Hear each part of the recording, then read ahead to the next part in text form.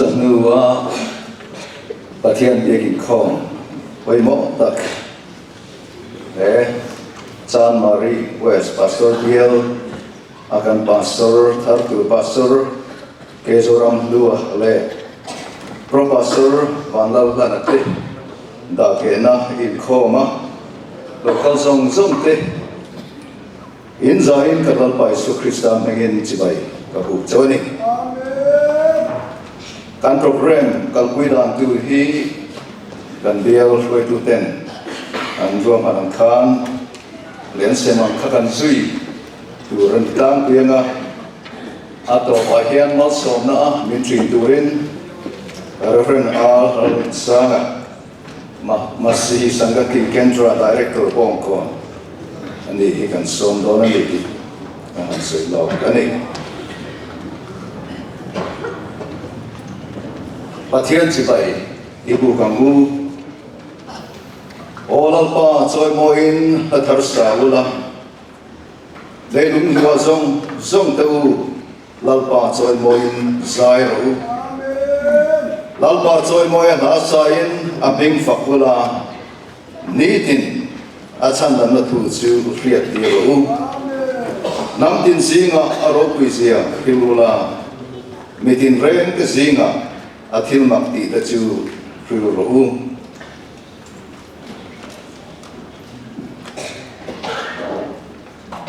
lali stuan an nena buseng turatam lea nima sela athok tu de an tlem chudi chuan abu seng tura thok tu te ti turin bu nei tu pa hena chuan ngen ru ati a pathian thu kan zata ma som ro se I trong trai mu lalpa kan pathian kan pa du tak vanami lali suwa Krista a chandam na khoveltan ibuat saya chu lali suwa Krista ai na tho chung jam zel tu chuan iko ran ho te mo purna min pe a chu rong bol na poimo tak chu kan zain voini tagin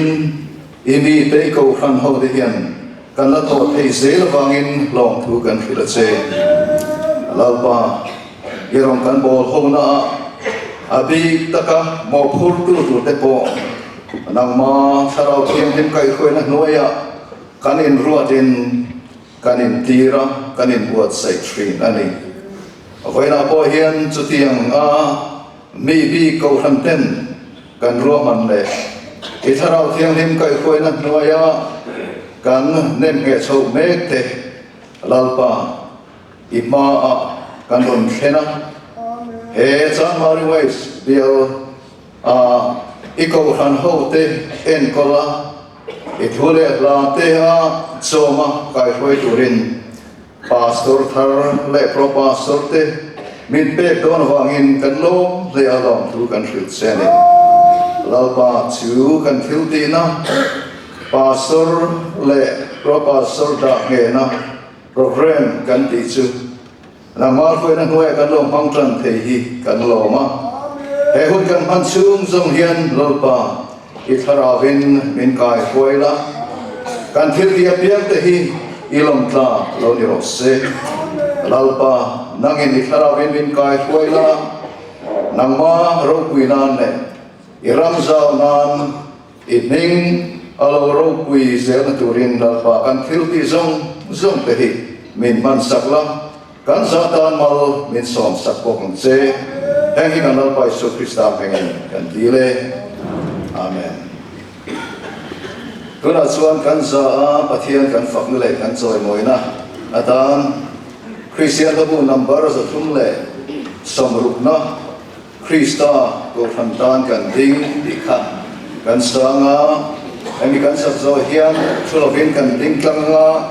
apostol thuvon Christian bu number za nga songa le khatna ka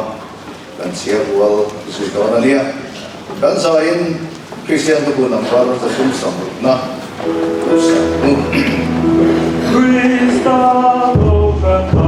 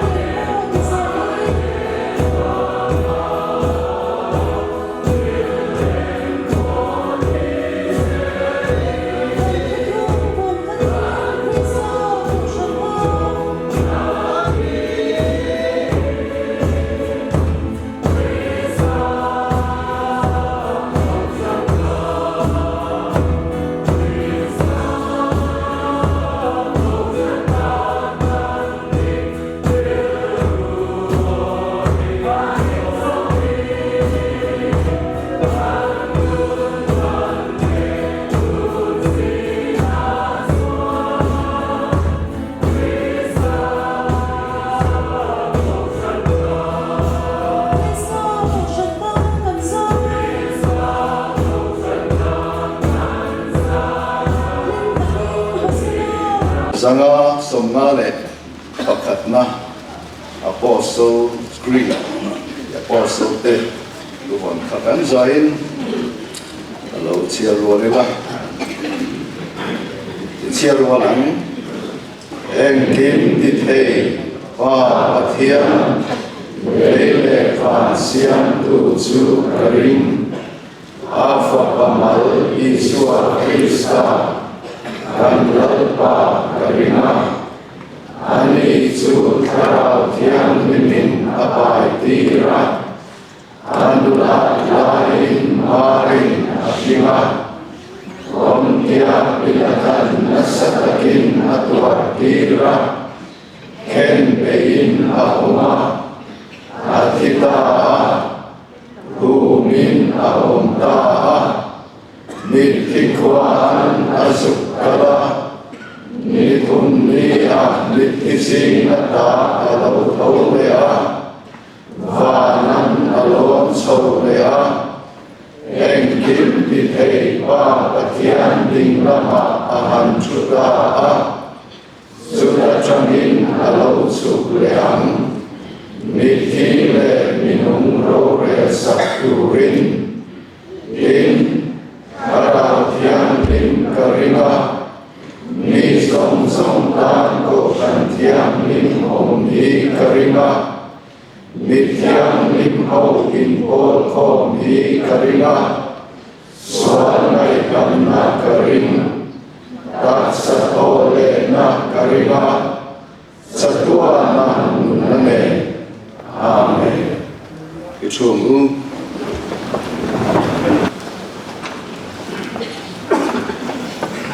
Pathian thu kan ngai tha chun chamanga chanchin thra ma thai ziak bunga chang phum atanga cha som le kan ni thleng hi lo ngai tha tu ma thai bunga chang phum atangin ril ruar thei te chu anenga thole van ram antani sia lungai te chu nenga thole thamuanin nan lom don sia Kun hoi ro te chu nenga thole lei hi an la ro ching don sia felna ril drama tui ha te chu nenga thole an la tai don sia mi khongai thei tak te chu nenga thole khongai an la ro don sia kilunga thiang lim te chu nenga thole pathian an la don sia rem na siam tu te chu nenga thole Pathian fa voin an rom don sia felna wanga ti du da tuan nu te chu anenga thole van ram an tani sia ni in keima wanga an hau chewa an ti du da chewa do da swaltin renga an he kuna cheu in eng ala tholang lo mulangin nasatakin limro vana in loman om nem sia chutiang pokin in pa zo na yom tepo anti do da trin kha pathian na tu kan sier kan zata no som se amen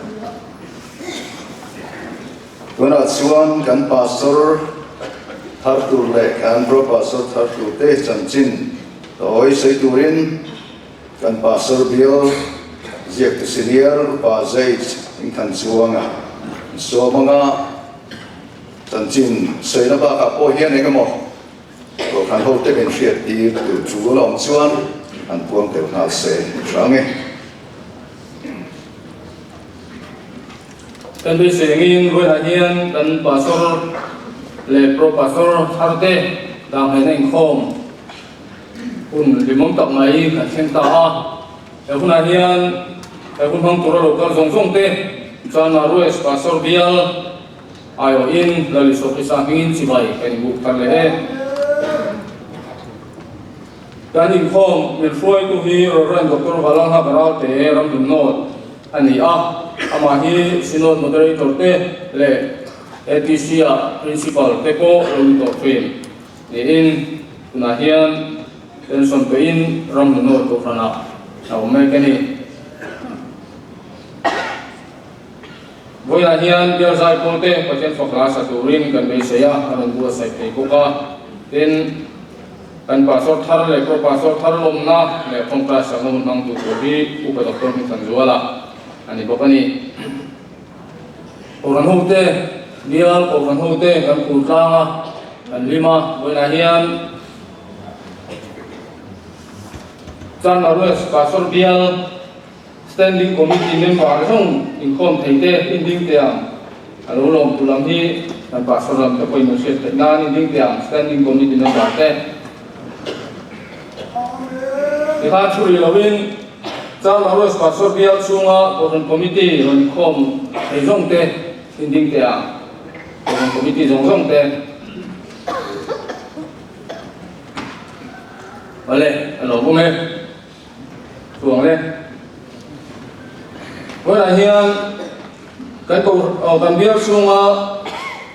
bia của lần này chia committee te bia care treat committee te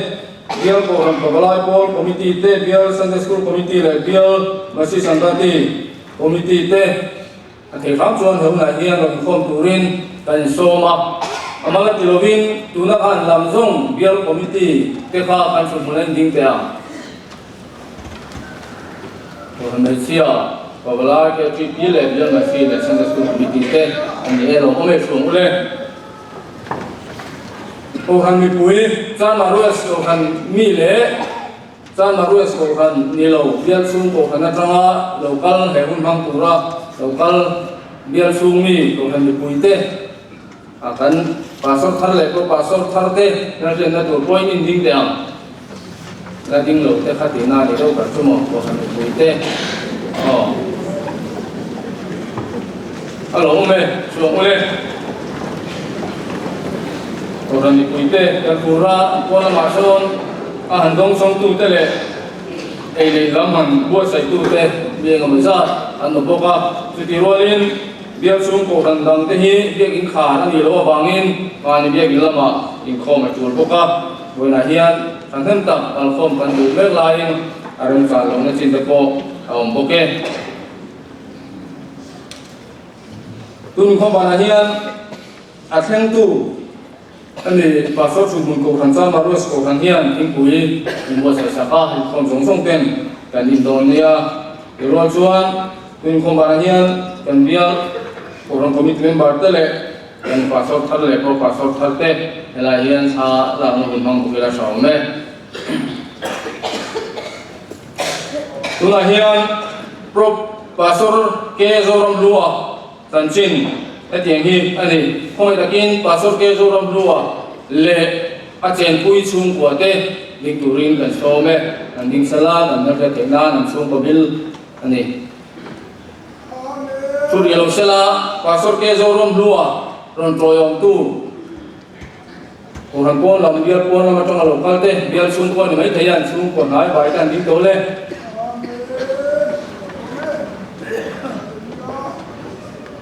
oleh alo mome sorole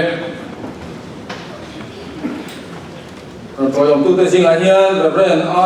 Arun Sanga le Reverend Dr. Lolo Khuma te teng he ani pastor ke zorom lu hi that kunga le lian thang pui te fakani in jun ni sang ha zo somru paru khan solem khuwa pianga anuna wi ni papali le mesia pali ni in ama hi au palama tanga chera patumna ani mizoram boya wanga khatam tak soi khom ani khan an chung kwa po an khochen an khuwa tanga kilometer rukle kala ke bran khuwa soi khom ani awangin chuta chuan an ta a ke bran a hian reita aum nuwa zotlang aizola insonin em muna hian hun puma rong bol na missionary le propastor na thoktura a chona hun po thotlang ko thang hi ani sang kha ko somre le paria January atanga sang kha ko somre pakua me tha khem khan Mizoram sunod noya evangelist na tokin kachar thaya missionary na oma missionary na ban sanin pathian tuazir le a pathian tuazir zon nu sang ka ko sum ko pa ni June atanga December threng khan sinon mission bo noya ve evangelist teacher na paisen varing ke biala ak le ko pani sang ka ko sum le ko atanga sang ka ko sum ko pa ni chung khan Aizo Theological College mission bank thanga thangin Bachelor of Theology BTH Azir Java Pastoran Hindu kum sang di panga Bishop's College Kolkata atangin Bachelor of Divinity BD Azir Java ko pani sang ka ko sum ko pa ni sinot in khom pui bung kon ko ran dia kina nei tum khan pro pastorata la ani a sang ka ko sum ko pa tuma tanga sum ko pa chung khan mun tra pastor bial mun tra a pro pastorina oma December sang ka ko sum ko pa nga a zar ko ran dia kina sinot in khom pui na ya khan pastorata nem nge ani ta ani kum sang ka ko sum ko pa ru pa tanga sang ni pakhat kum rup chung bung kang sau biala pastorina oma sang ni pandi atra sang ni pali kum chung chu Bishop's College BD Zilerin sang ni panga atra sang ni pakwa kum nga chung dia pui pastor bial among lea kum sang ni som atra sang ni som pathum kum li chung khan Siliguri mission field chung nga Siliguri pastor bial avon le nuwa January ni som padi sang ni som palia kon pui chimveng pastor bial thar bong pura da ni in sang ni som paria theng kon pui chimveng bial la hian oma kum sang ni som paria sinot in khom pui electric veng ko han biak ina nei khan tui kwal pastor bial bong turin aruat le a January ni som pathum sang ni som ko pathian ni chonu wa dang he ani ichon ni kum sang ni som ni pathum sinot in khom pui voi zana mission veng ko han biak ina nei khan chan arois pastor bial bong turin aruat le ta a voin January ni som pali sang ni som ni pali pathian ni hian dang he tura roman ani ta ani chan arois pastor bial a hian kum nga aom tuan ani chuan a pension hun a thleng ve chi don ani pastor ke zorom lu hian December ni som pani sang ka ko som ko ko khan kel sang zwali upa ke zatona thing sul tia tang mom panu chu nu puya tan ngain papa pandile panu pakhat an neya an chung poin an ko same kani an fa te chu anu padani dotin ke la soi tuangi te la ram sang ale ke rim ruat ki mate anni pro pastor wala na le achung te chung kwa chen pui te anong te chuan kong na ding sela ama to yom tu anong chuan kong ai takin ding le ila alo pume chuang ule pro pastor wala na hi lalrin tuang ale lal nga ke te papa ani a April ni nga sang ka ko som ko panga khan kwal tu khuwa a pianga anuna hi mi pa patum le me chia pakhat an ni a ama hi anuna zinga au baber tu ani pro pastor walala na hian no pui la nei lo ani pro pastor walala na hian kwal tu khuwa tangin zirna bur atana sang ni som pariat khan Mizoram University Mizo Department atangin MA Azir Java sang ni som pakwa tangin Aizo Theological College BD Azir Trana sang ni som ni patuma Zir Zovin hemi kumvek hian probationary person na adila adilangin sang ni som ni patuma sinot in khom pui voi zana mission bank ko than biak ina nei chuan la in chan maruas pastor bial om turin aruat ta ani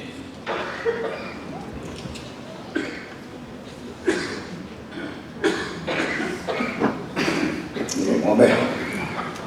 Tuna chuan ka program kan buang kan zona le chana hun manga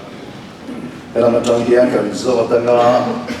dia la matang chana kan besia asang tu turin uparal soma dia chairman kan besi tawana ni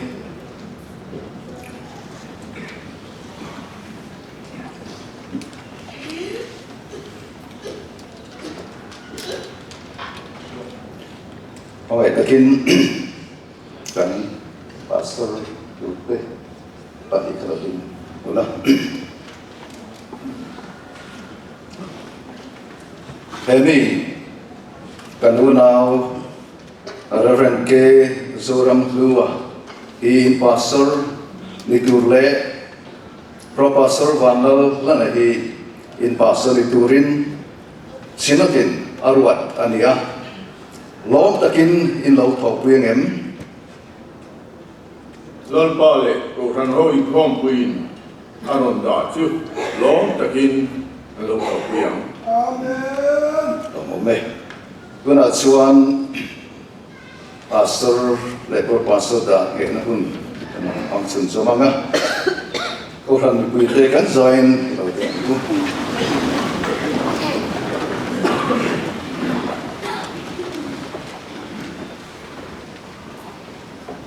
unau teu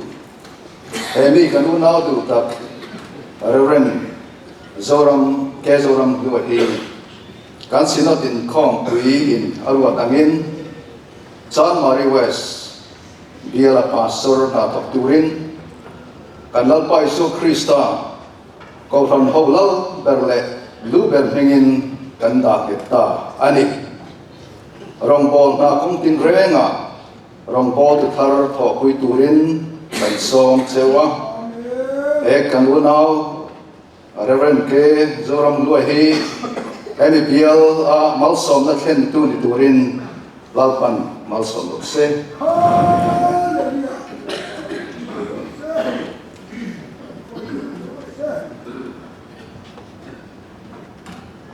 unau teu emi kan unau tu ta Professor Vanal Anahi kan sinot in khom puin arwat angin January West diala Professor na takturin lalpa Isu Krista ko kan holal darle lu berhingin kanda ketta ani rong pal na ko tin renga kan rong pol tu tharhi ho kui turin kan so ma cheu kan una Vanal lana hi eri bialtan malsom na ken tu niturin lalpan malsom se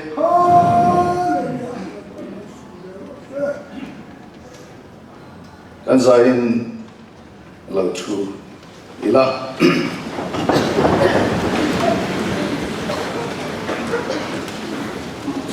kuna chuan kan bial Azai Paul Pathian Fakta Plaza sa turin ang buat sa norte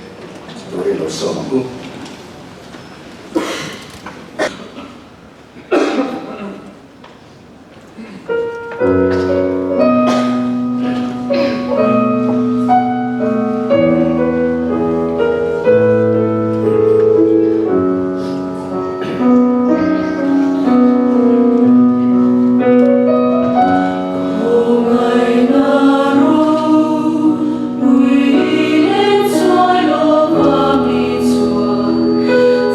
Tim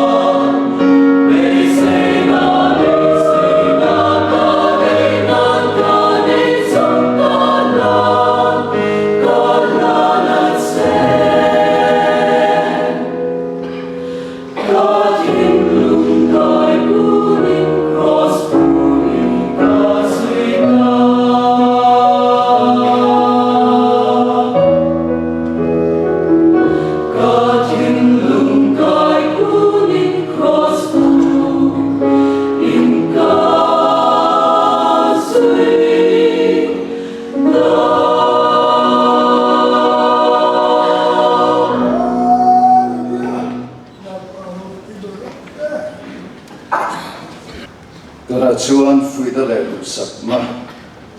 on kan manga kan pastor le pro pastor te kan fui da le lu sak ma ta lang to ni namasayan kan pastor ke zoram do lu sera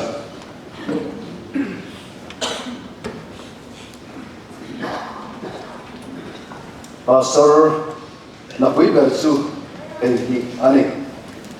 pathian tu te sacrament buat sai te ring tu te ti chak te in tha ta cho har te peom tuar thawan te Krista taksa ki tuitin te en kon noya om zong kan le ai sak te kong tin renga o han lo rel dan dik lai tu te hi ani in zinga milian ni dua piang chu rong bol tua om zok turani me ring pa me po rong bol saka om turin alo kal wa rong bol tur le bitam taktan nana anun pezok turin alo kal anisi pathian din mule minung le mithingai tua tu Krista iso bit mua chuan ai la no le aram salin chanem nai takin kahiat tira che tu chu fil ro ahuna te ahun lawa te po beisel ro mani thu kan fil silova Krista chu lalpa ani ti kan fil zok thin ani thiếu điều trong trai te trong trai na phim te trong trai sắp na te lòng tu soi na te mi zong tan siam sắp turin ka fuya che tu thiếu te zirti te beiro na thok tu tak tu fel takam hang chu zak tur ani lo wangin pathian maya trai men ti turin chanem ngai ro in singa pathian Paul ho chu en ko ro ti tu ani awang lovin pathian thuanga cha chung zokin in chante chunga in tilal hek lovin Paul ho Antonatan in siam zokin ho ro rong Paul na lalpai mukha en turin fui kuro arong Paul tura ko tu che lalpa nge chuan en lai po in velin walhimin weze zero se amen Dona o professor Malakana din vel sila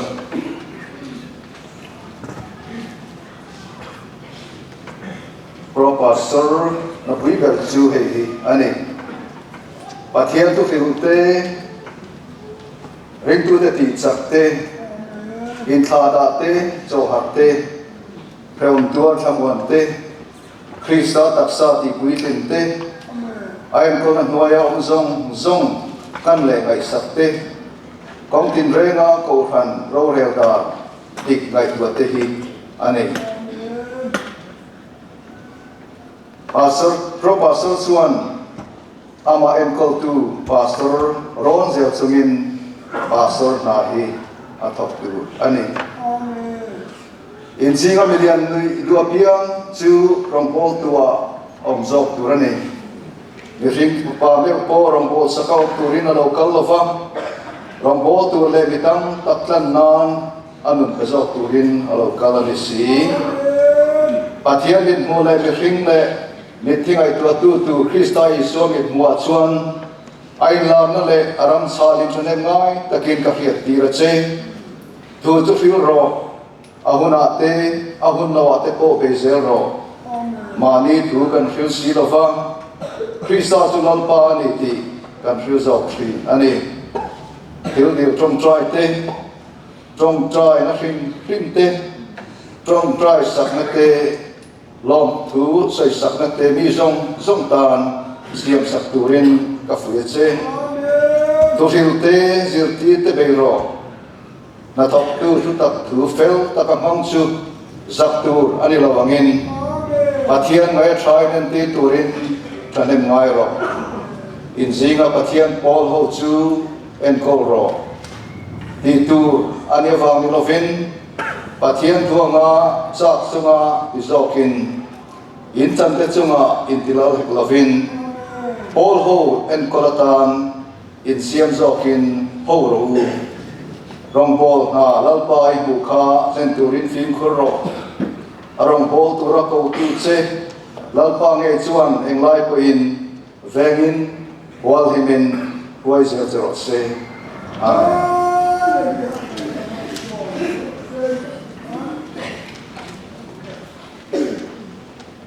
Tuna chuan khusai kan pastor tharte kan pro pastor tharte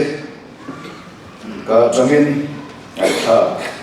kan cha te na rin oma ni hi kan kovanga pastor ke zoram dua so mastanga asai zawa so non vai lovin pro pastor malathana pang si se so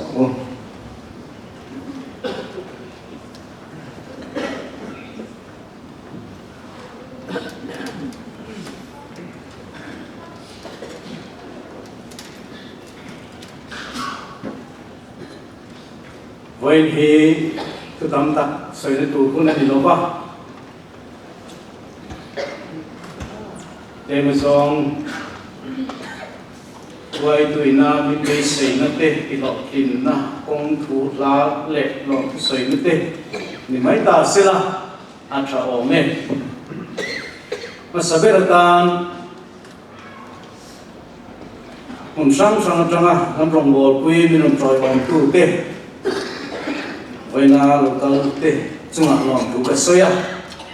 in chung khát lấy na rồng tê kan quý lama kan chung tê in cái mà lama u lệ nao lệ pi lệ u lệ pa tê mình làm tròi lòng tủ tê rồng chung là lòng tủ cái xoay à in cái lòng chùa san chia Equal Pastor Biel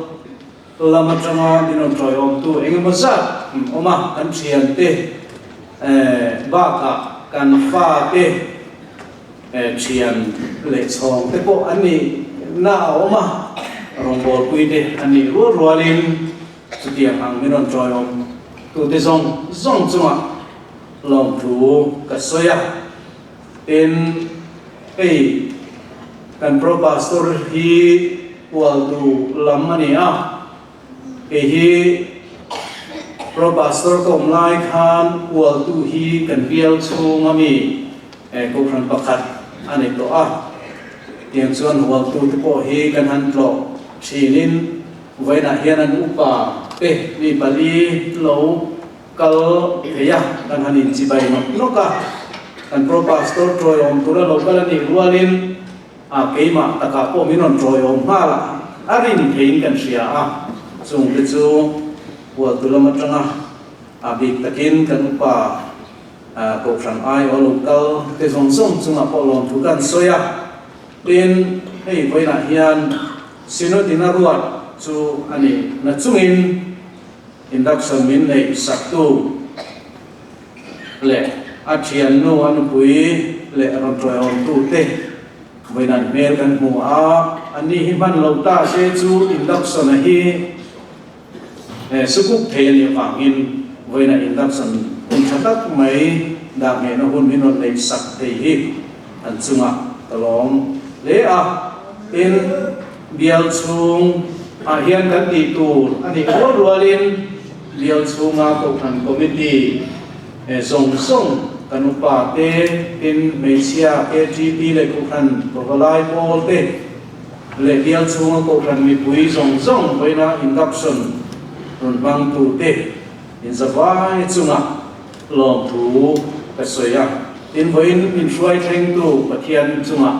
lom thu ka soi bok ani chutiang chuan voin hun hi kan bang thei ani a khongai na wanga kan chan ro pui ta hi voina hian a langin ka ria pathian ne na lom thu ka soi mo boka in kan fuai tuina min fuina zong pastor na te le til sang ang chi min fuina zong te kha rilruin avong reng lo the lo wa vong rèn tur poin cái buat saya in rongbol na a cái to pa rongbol na thok turin pathian in min ko na te po he induction a hian ka se thar thinin ka sia a voi nge moza induction i alo nei to a ti mai la kan min lo nei tir tu te awangin ka lo mang to a chu tiam chuan unga dan te kum ruk dan te le a ai tlem lim te po ani a chu tiam chuan pastor te hi chu tiam dan chuan da ge na hian suai tu da ge tuina fuina min fui chin na hi atharin kan dong china chu chuan ril ru ati thara chu chuan in pek na ati thar chine me ma le makan lo in thada de khet ani point induction a fui na thu athara kan han dong hian min ti thar china chu me bang chuan suai tuina min fui na zong zong ang chi te po kha voina hian tharin ka dong ani chu tiam chuan rongbol tu point in pek na thar ne thok turin min fui na te ti lo ding turin le pathian ina min ko na le ko kran hoen kol tu ra min buat sai na zong zong te ne chunga chon ti lo ding turin e ma lam po ka in buat sai a chu ti rualin ko kran ruai tu kan pa te ko kran committee te le emi bial chung anga te po ni a ko kran mal anga te po ke gp ko kran mesia le ko kran bokolai pol le ko kran mi pui te troi om na le du sak na in mi trong trai sak na in mi sang ni lo rong bol ho kan ni na anga eng ki ma min troi om turin ka som bok chewa chu ti ni lo chuan pastor na hi ma ni cho rim chu rual ani lo va chu me bang chuan tho pui te wanga mual pho lo te len chuak thei te kan ni china wangin chu tiam ang troi om na konga chuan enge motia in soisel mai lo de zongin in lu sak taka engkim in sil zongin thatta ka rombol ho turin ka som chewa in bial chu ma hian pastor hian poi mo na tak kan nei china wangin ko san buang chu ma chau lo po NGO te ne na tho ho na konga te local council le sarkar te ne na tho ho na kong chung ang theng ko chuan poi mo na enge mo chen kan nei china wangin elama sarkar lama te hotlang en kol tu te le NGO sang te po pastor min troi om na a hi kan mo le don ani chu tiam ko ma ko chuan voina ko than member te singa hian chu mi te chu chulama mo phur tu te chang takin oma chung theng chuan voina hian bial chung tan le kan huam chung khatlang tan le ram tan ko tu po in kan som du ma ko chewa thatta ka ko than ho le chung te chu thok ho turin kan in buat sai thei chuan chu Christian na atan po hian le ko than tan po lu thi ni chu tiam tu chuan kan som bok cheu ani voina hian in zawai in lom thu ka hril chewa chi bai ka bu chewa chu tiam chuan he bial ta na mal so ni turin ke po ein la na lo ka minom kuyan ti ring chungin chung te chu voina hian kan soi lam du ani ka lo me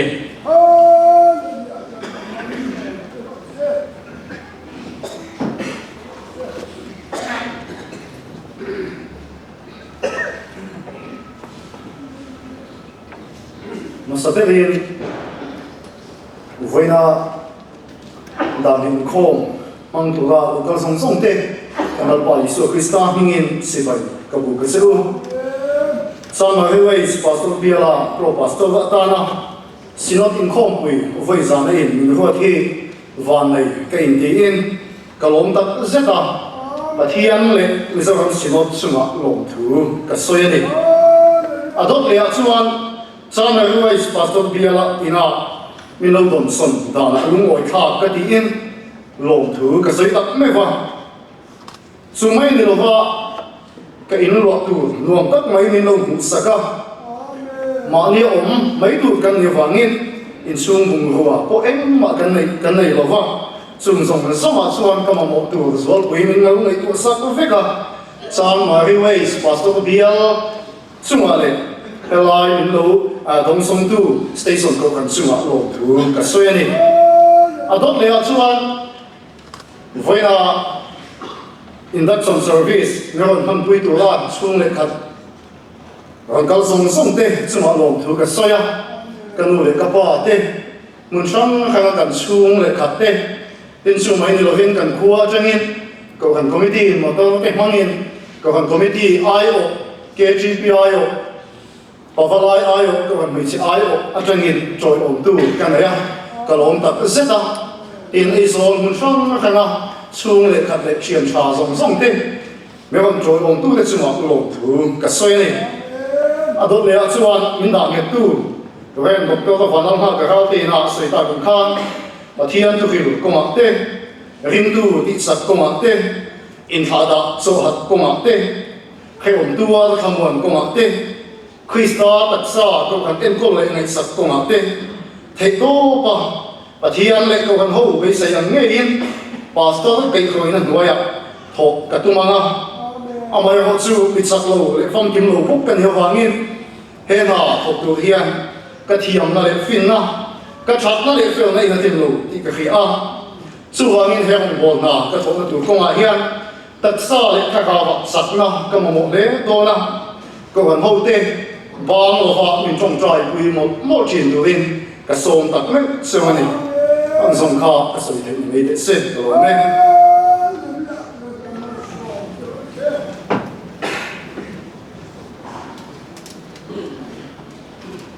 tuna chuan kan pastor le pro pastor thar te lom na le tong trai sak na kan mang tu ren pa doctor in kan zuala so ma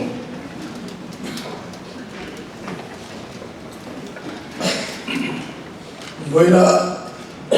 hết dần vô với một tập mấy pastor le pro pastor induction service a lum na le trong trai sat na kun phang tu ra biar flai tu ko ni lo la ya ti am min an buat thi a lo ka tia le la ma chuan kan sita jeng lo po kan tia mà rồi chụp thiên tu chuan nãy rồi chuan kim ạ phim cút la sớm tua la sân chín cho sư tu làm nát tốt la đi rong bò la khăn lên rồi ắt tiệp vàng in bên rong bò la lên tu lên là hiền rồi tiếng chuộc về anh ấy hey trong trai sáng nát tê khăn mai in thiếu bạc trong cam thì khăn khăn soi về cái đũa chú thiếu bạc cái phiết rèn Reverend Liang Khaya kan pastor senior chuan electric van ko rana sinot chantumin pastor te apuina yang hian asoya pastor te hi bial bongin suak dona ko rana administration hi ka chanemo tisu in chan chu ko ran ho te tharau nun lalpan hena khuai hi ani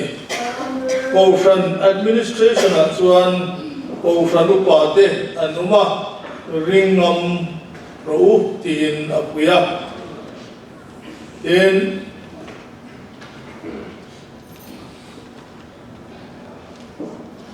in turwal taka administration te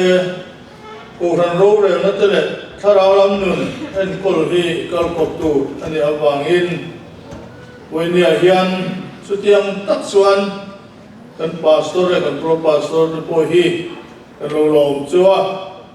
puntong ang zela in siam rem thiam te po hi til poi mo ta kania tha committee ang chua anga te po mi nga po ni ai chuan mi lam nga tu ni te po hi mi pui tling sia ani ti hi soilang tel duwa Mishling he mani sawa tu ani lawa rongin bol satun tu ania patiani mà ni châu ông turin mình siam rồi in ngay sắp tuần na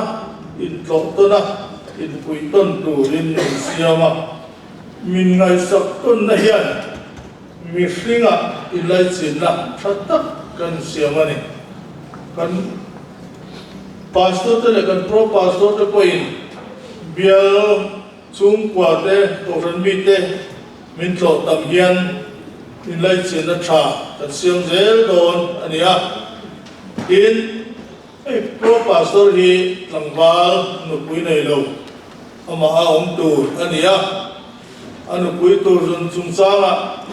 pastor hi mo tui ta por don in ka ria tu la chuan anh quý tu tập bộ hi anh có quý ông mi lâu ngày tu quý tập bộ mai nó nín cả đi ngà chút tiền anh em vàng xuân ô rắn nu tóm tập và nu này thế hi đi lôi chắc sung lồng lúc tu căng hết thì khác cả soi lòng tiền đâu nhỉ pro pastor anh em mà cho ông tu anh em vàng in phong sáng ra ở đồng bộ đó thì quay thầy tu le timin se tei tu la ka chuan aven pui tu te o ranu pa te le Christian thalai pol abik takin in ne ti hi reu la ka tu ni tin su ba la chuan rombol tu te hi choya som na chang ria u ti hi bial ko ran upa te ne na ka sei du ni lê lang in an kala hay biar phần tế bộ in khom gió hồ đã thăm lít anh em mà tốt tên này lê nga là mà rồi su anh cầu năm alo cầu năm muốn bia là phần số ya tế bộ rồi so mula chúng ta in trọc bộ tôn na chúng qua in trọc bộ tôn ta chuan in lấy chỉ na trà xiêm dễ là nè thì hi cái sợi lòng tiêu đua hay ô phần trong pangalai kan uma kan bial hi azawa chuta chuan tun main kan fuai tu te ne na kan senior te le kan pastor te po khan kan bial zaw zia ku tak mau wala kalangaya ram noya ki tak chal tang ram ria ania he tak vai ba kon ram ria nia saklama chan mari kan ram ria hun thar anh ram ri boka khát tiền khát địa vàng khan biar ra tập anh địa vàng in pro pastor hi nei về kan vật về thì tập bộ kan hậu tu tên này na anh soi dấu dấu cả tu na hian kan xin được soi tu tên mình ăn siết kuya mình lâu pe em vàng hian kan lâu mê mà pastor pro pastor le pastor bộ hi biết sao ta kan ni đó ni ka sia pro pastor po hi lai kho mun a chuan dari rualin ron chen chazela ta tiền kha ania nai salam re do ni ka sia pastor ne na to dun na hian kan lo lom chuwa ko ran ho lu le nei tu mingin nang ni pastor ke zoram lu le pro pastor walar khan ate hi chan maru west pastor bial khwai tu le bial ko ran trong sama ko tu te ai in mal song na thren tu ne turin kan lo long chuwa vela hian kan lo dong song chuwa ni rombol na nung tak nei turin du sabna kan la na chu pathian hana trong trai chung in panin khoi takin nhiều đinh mula nhiều muna khan công trai na cần mang hết công trai u lâu ba các bậc thiên mình hỏi tu không ai na các bậc thiên luôn em kiếm thì thầy cần nên là yêu mà vàng in lệ bậc thiên luôn em kiếm thì thầy đi in quần số vàng hiền đồng tu cần chỉ là gì rồi nè hiền hay pastor ke zoram lu le pro pastor walal na induction service khilaya un thatak min buat sai saka kan loma ti chuan he bial ta la hian cô phần ta na mal som na lo nia mi de ta na tharau bo san suan na ko ma te mi nung tol dom kan chung sa nga te mi de tharau nun ko ma suai na kong frang sanga te ko tlang nun kai suai na ti tur poi mo tak tak te an len te na turin nangin om puin chen chilla tiang tak suan voi ni ko hian ko ran ho te point du sapna kalo la ni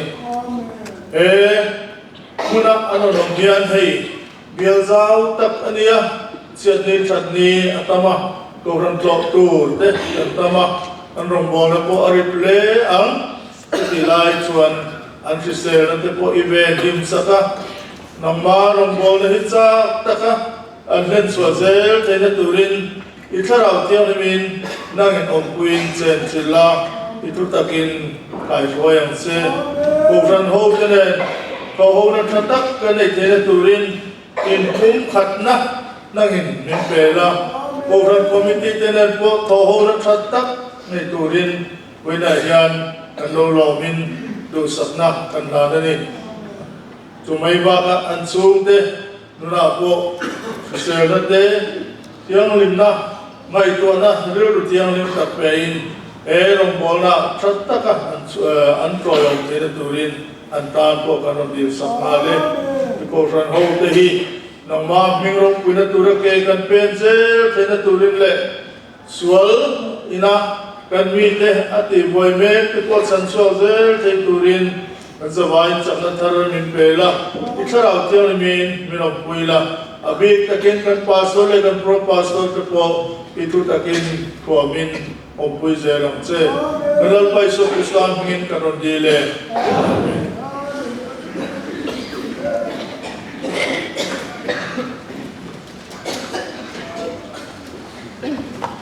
kan program tlam pui chu ti khan kan an soba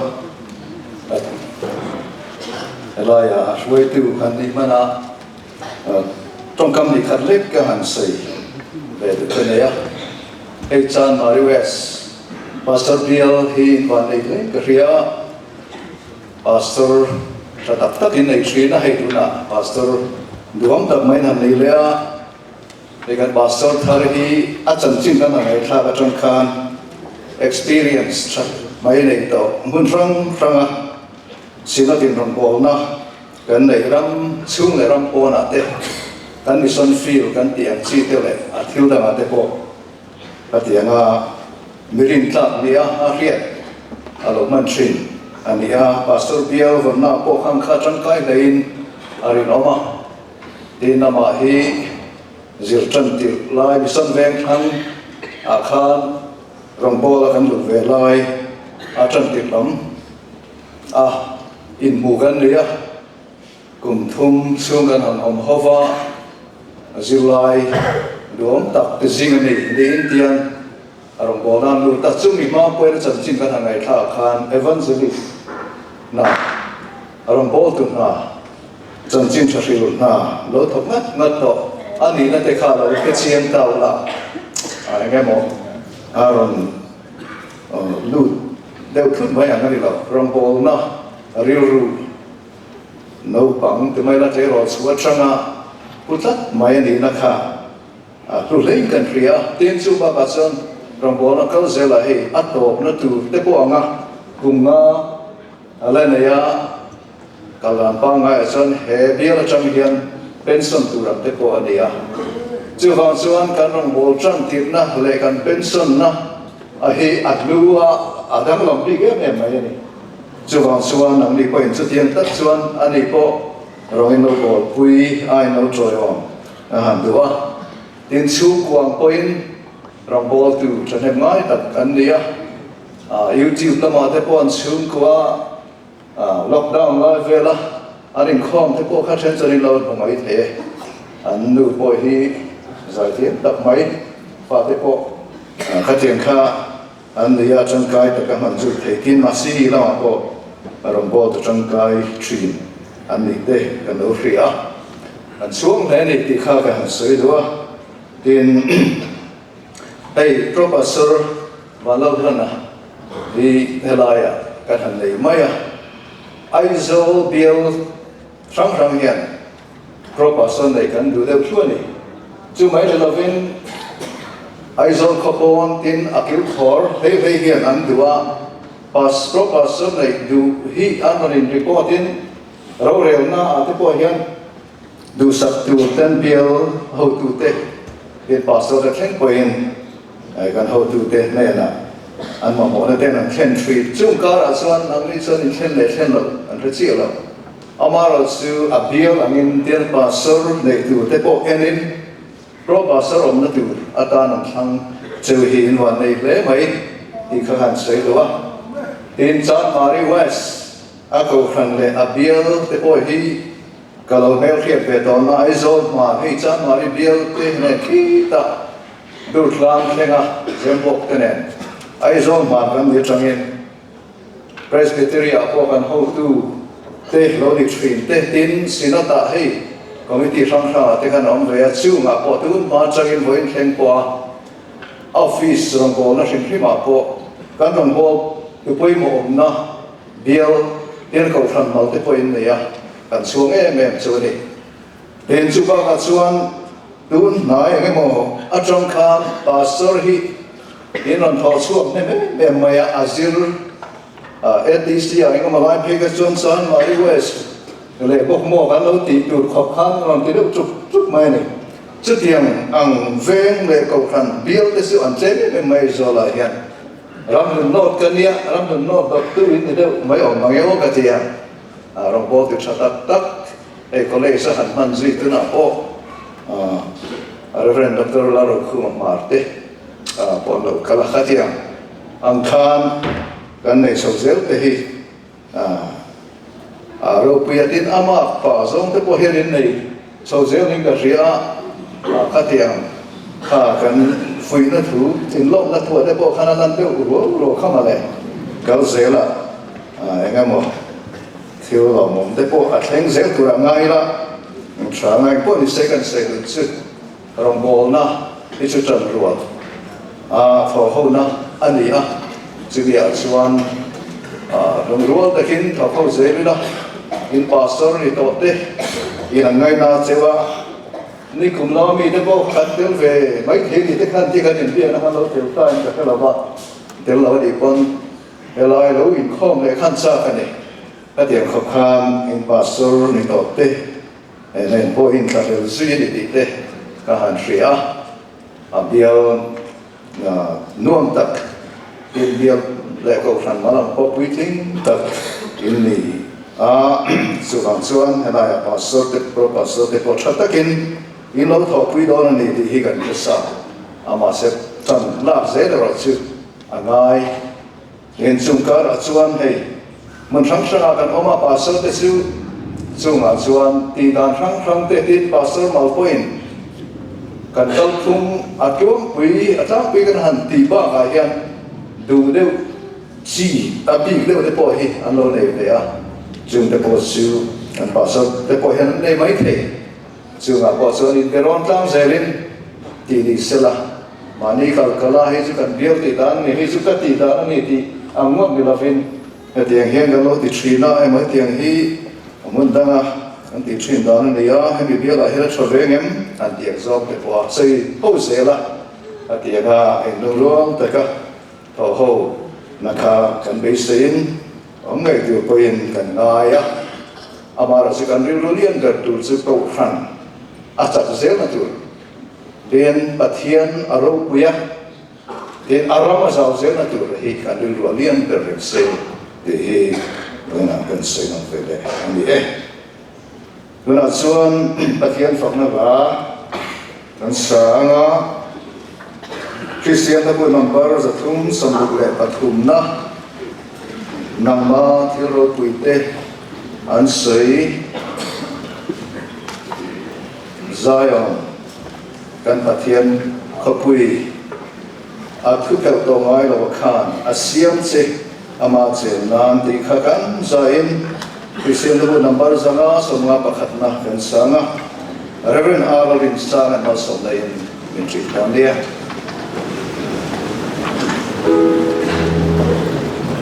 Until